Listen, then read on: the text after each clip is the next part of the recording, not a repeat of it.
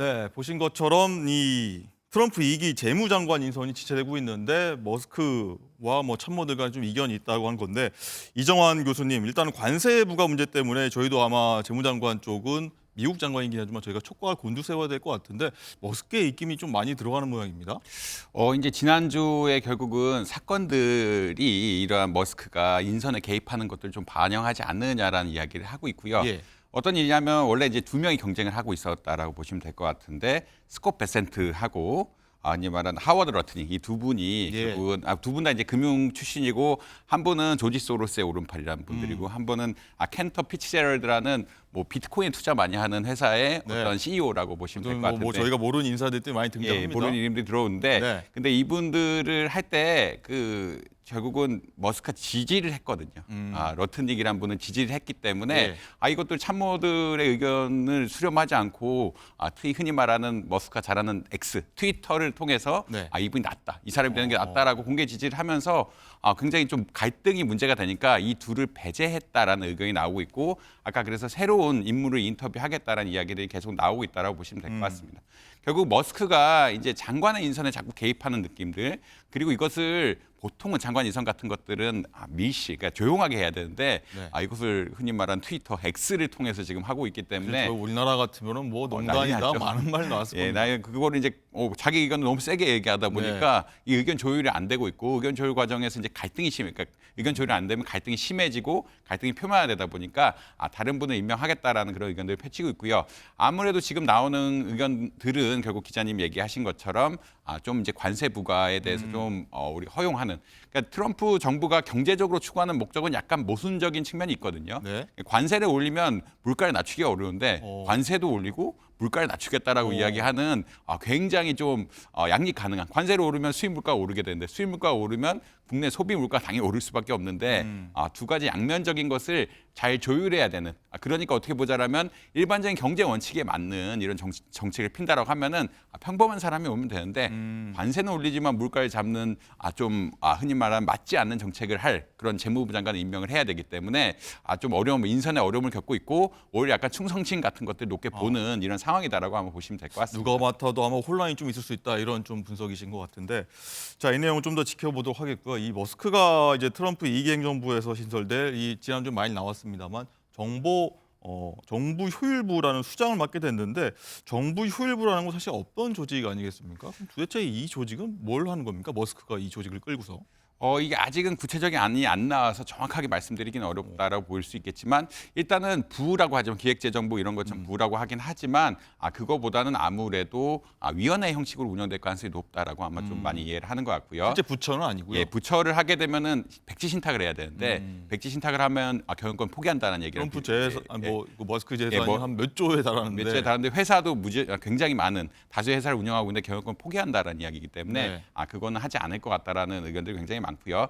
지금 위원회라면 하는 일이 어떨 것이냐? 결국 백서를 만들 가능성. 결국은 우리가 정부를 효율화하려 그러면 부처를 어느 식으로 정리를 하고 그다음 인원 감축 같은 것들을 어떤 방식으로 해서 이제 정부를 작은 정부로 만들 것이냐에 대한 부처 뭐 통폐합만 통폐합이라든지 인력을 AI로 어느 부분 대체를 하고 효율화시킬 수 있는 부분을 찾아가지고 어떤 부분에 대해서 어떤 방식으로 효율화해야 된다 일단 백서 같은 게 나올 가능성이 높고요. 그리고 이런 것들은 뭐 바이든 행정부라든지 바이든 행정부도 공급망 100일 백서 같은 걸 만들어가지고 이런 걸 만들어서 입법을 했거든요. 그러니까 이미 어떤 계획을 만들 가능성이 굉장히 높다. 그리고 어떤 문제가 이점이 있다는 것을 밝히고 이것의 대안이 뭔지에 대해서 구체적으로 만들어서 흔히 말하는 이제 이것들에 대한 의견을 듣고 최종적으로 법안 위반이라든지 이런 쪽으로 갈 가능성이 굉장히 높다라고 개인적으로 예측을 하고 있습니다. 이제 아무래도 위원회란 것은 이제 정부 부처는 아니다 보니까 가이드라인 그리고 이제 정책의 방향을 결정해 주는 데고 정책의 방향 연구해 가지고 결국 법안으로 위반은 국회에서 하는 이런 양상으로 진행되지 않을까 그렇게 예상을 하고 있다라고 보시면 될 것 같고 주요는 아무래도 인원 감축, 조직 효율화 뭐 이런 거라고 보시면 될 것 같습니다. 일단은 뭐 혁신적인 기업가라고 일단 일론 머스크가 알려져 있는데 그런 기업 경영인한테 국가 경영의 효율성을 맡기겠다. 뭐 누구도 손대지 못한 거를 한번 맡아주세요 하는 이런 의미로 저희가 보면 되겠습니까? 예, 정확하게 맞는 말씀이고요. 특히나 이제 일론 머스크는 제조업 기반이거든요. 그러니까 일반 지금 재무 장관이라든지 예전에 트럼프 1기에 또 이런 재정 효율을 위해서 금융업을 불렀는데 이때는 좀 실패했습니다. 그래서 흔히 말하는 차익 추구 문제 같은 것들이 벌치면서 좀 실패를 했는데 결국 흔히 말하는 제조업은 생산의 효율성이 굉장히 중요하거든요. 예. 투자 효율성이 아니라 생산의 효율성이 중요하고 어떤 부분의 인력을 감축하고 혹은 기계로 대체하고 이런 것들에 대한 연구를 굉장히 많이 했기 뭐 때문에 예전에 머스크가 과거에도 뭐 긴축 경영, 뭐 해고도 많이 했지 않습니까? 그거를 이제 국가 경영에 좀 대입하겠다 이런 얘기인가요? 예, 결국은 머스크는 효율성을 뽑아낼 수 있는, 그러니까 생산 전체에 대해서 흔히 이게 정부가 국가에 서비스를 한다는 차원을 이해한다라 그러면 네. 일종의 기업이라고 볼 수 있을 것 같고 이런 기업 차원에서 효율성을 얼마나 더 뽑아낼 수 있는 부분들이 어떻게 되냐, 비용 효율성이라든지 인력 조직의 효율성 부분에서 금융 투자하시는 분들은 사실은 이런 것에 대해서 조금 어떻게 보면 좀 덜 민감한데 물건을 직접 만드는 이런 분들은 조금 더 다른 입장이라고 생각하니까 머스크에 대해서 아마 그런 기대를 가지고 정부 효율부를 운영하라 뭐 이런 이야기가 아닐까라고 개인적으로 추측을 하고 있습니다. 네. 뭐 만약에 이 공무원들이 대량으로 해고된다면 아마 반발도 굉장히 좀 심할 것 같은데 어쨌든 이 머스크의 이런 개혁, 트럼프와 손을 잡고 성공할 수 있을지 좀 관심 쏠리거든요. 개인적인 견해는 어떠십니까?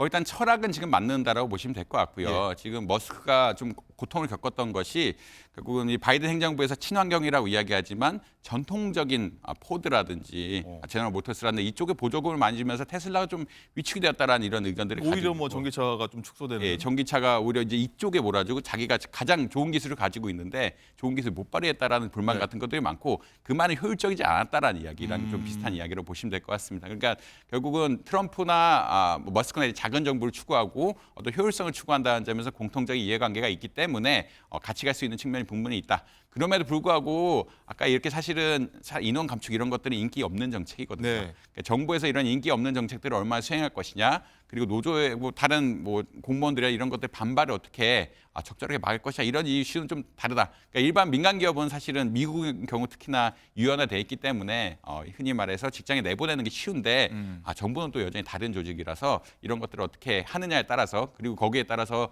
흔히 말하는 지지율 같은 게 어떻게 변하느냐에 그렇죠. 따라서 좀 변할 가능성이 있다. 목표는 같지만 그리고 생각하는 바도 비슷하지만 결국은 지지율 이런 문제들이 걸릴 수밖에 없다라는 그런 뭐 차이점이 있다라고 말씀드릴 수 있을 것 예. 같습니다. 어쨌든 뭐 이거 트럼프와 뭐 가히 뭐 머스크의 시대다, 공동 대통령이다 이런 말이 현재에서 나오니까요. 이렇게 볼 수가 있는데 가상화폐 비트코인 얘기를 저희가 한번 이 시대에서는 빼놓을 수가 없습니다. 이 주춤하다가 지금 비트코인 보니까 오늘 보니까 9만 달러 다시 이제 회복했는데 가장 궁금한 점이 이겁니다. 많은 분들이 궁금해하더라고요. 10만 달러 가느냐?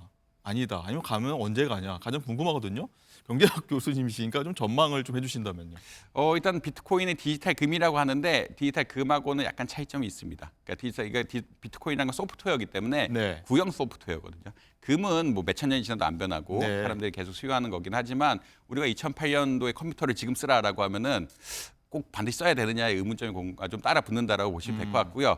근데 그 말은 어떤 거냐면 흔히 말하는 펀더멘탈, 기술력이 좀 약하다라는 측면을 네. 말씀을 안 드릴 수가 없어요. 그렇다는 얘기는 흔히 말해 이걸 통해서 돈을 벌어들이는 능력은 조금 약할 수밖에 없다. 그 펀더멘탈이 약하다라는 금융시장 얘기를 드릴 수 있을 것 같고요. 그 말은 어떤 거냐면 수요가 많아지면은 가격이 많이 오르게 되고 수요가 떨어지게 되면은 가격이 또 급락하게 되는 이런 현상들이 발생할 수밖에 없다라는 그런 점은 미리 알려드려야 될 것 같습니다. 그럼에도 불구하고 최근 가격이 오르는 것은 미국 투자자들의 인식이 좀 바뀐 그런 측면이 있다라고 볼 수 어떤 있습니다. 인식이 바뀌었을까요? 결국은 20대나 30대한테 물어보면은 가상자산 같은 거, 디지털 이제 코인 같은 것들을 투자 자산으로 인식을 하기 시작했거든요. 예. 그런다는 얘기는 일부 수요가 계속 오르면서 수요가 몰리기 시작하면서 자산운용사라든지 수요가 몰리기 시작하면서 기관 중심으로 이런 매입 같은 거 좀 늘어나고 있다라는 기관도 매입하고 있다. 예, 기관도 매입하고 뭐 개인도 투자를 뭐 많이 국가도 갖고 있다고 하더라고요. 예, 국가도 많이 투자를 하는 이런 상황이기 때문에 결국은 그 수요가 좀 올라가고 있다라는, 그리고 아무래도 트럼프가 이 디지털 자산에 대해서 가상 자산에 대해서 긍정적으로 할 거라고 보니까 그것에 대해서 기대감이 반영돼서 가격이 많이 오르고 있다라고 말씀드릴 수 있는데 가장 취약한 점이 아까 이게 금하고 다른 점, 그러니까 이게 기술력이란 게 옛날 기술력이기 때문에 좋은 것들이 더 나와 있는데 이걸 써야 되는 것에 대해서 아직은 명확하게 질문을 답을 못 하고 있거든요. 그렇다는 네. 얘기는 향후 변동성 역시 심할 수도 있다는 말씀이고 가격이 그래서 최근 수요가 몰리기 때문에 10만 불도 돌파할 수 있지 않을까라는 기대감이 형성된 것은 사실이라고 보시면 될 것 같습니다. 네. 인식이 많이 바뀌었고 이렇게 되면 10만 불도 뭐 돌파할 것이다라는 많은 의견들이 나오고 있는 것도 신빙성이 있는데 대신에 가격 역시 좀 급락할 가능성 역시 무시할 수는 없다. 그렇겠죠. 그렇게는 말씀드릴 수 있을 것 같습니다. 뭐 머스크의 코인이라고 불리는 도지코인도 아마 많은 분들이 좀 관심을 갖고 있어서 한번 이 부분 한번 지켜보실 것 같은데 이 지난주에 머스크가 이 정부 효율부 약자가 또 도지입니다. 줄이니까. 그래서 많이 좀 올랐다는 걸 볼 수 있었는데 수장을 맡고 나서 오히려 떨어진 양상을 볼 수가 있었거든요. 이 부분도 많이 관심을 가질 것 같습니다. 오를 것이냐 내릴 것이냐. 올라간다면 어디까지 갈 것이냐.